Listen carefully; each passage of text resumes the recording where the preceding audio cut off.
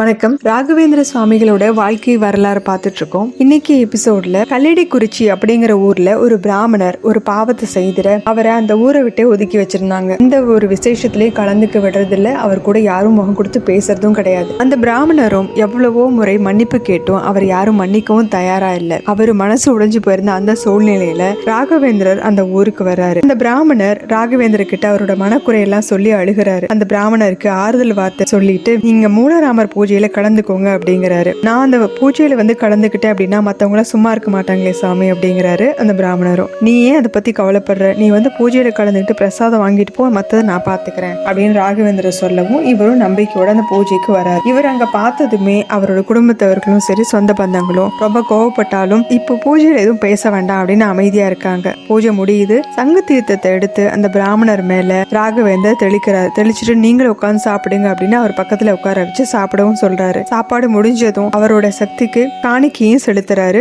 இதை பார்த்ததும் ரொம்ப கோவப்பட்டு அவரை ஊரை விட்டு ஒதுக்கி வச்சிருந்தவங்க எல்லாருமே நீங்க பண்றது சரியில்லை, இவர் பண்ண பாவத்துக்கு தான் இவரை நாங்க ஊரை விட்டு ஒதுக்கி வச்சிருக்கோம், ஆனா நீங்க இவருக்கு இவ்வளவு சலுகை கொடுக்கறது எங்களுக்கு பிடிக்கல அப்படிங்கிறாங்க. ராகவேந்திரன் நான் தான் அவரோட பாவத்தை போக்கிட்டேனே அப்படிங்க. பாவத்தை போக்கிட்டீங்களா? எங்களுக்கு எல்லாம் சிரிப்பு தான் அவர் நீங்க சொல்றதை கேட்டு. நீங்க தெளிச்சிங்களே அந்த சங்க தீர்த்தத்தினால அவரோட பாவம் போச்சா, இல்ல அவர் இப்ப உங்களுக்கு காணிக்கை கொடுத்தாரு அதனால பாவம் போச்சா அப்படின்னு அவரை கிண்டலா கேட்கறாங்க. உடனே ராகவேந்திர அவரோட சிஷ்யரை கூப்பிட்டு ஒரு வெள்ளை துணியை கொடுத்து இதை கடுக்காய் மயில நினைச்சுக்கிட்டு வா அப்படின்னு சொல்றாரு. கடுக்காய் மயில நனைக்கப்பட்ட அந்த வெள்ளை வேஷ்டி முழுக்க கருப்பாயிடுது. அதை கொண்டு சிஷ்யர் கொடுக்கவும் அந்த துணி மேல சங்கு தீர்த்தத்தை ராகவேந்தர் தெளிக்கிறாரு. உடனே அந்த வேஷ்டி அதோட கருமை நிறம் நீங்கி உன்னை விட வெளுப்பா மாறிடுது. இதை பார்த்துட்டு எல்லாரும் பிரமிச்சு போயிடுறாங்க. யாருக்கு என்ன பேசுறதுன்னே தெரியல. இது மூலமா ஒரு விஷயத்த அவங்க புரிஞ்சுக்கிட்டாங்க. ஒரு துணி முதல்ல வெண்மையா தான் இருந்தது, அதுக்கப்புறம் அது கருப்பாக்கப்பட்டிருக்கு. அது மாதிரிதான் இந்த பிராமணர் முதல்ல நல்லவரா தான் இருந்தாரு, ஆனா அவர் செஞ்ச ஒரு தவறு அவர் மேல ஒரு களங்கத்தை உருவாக்கிச்சு.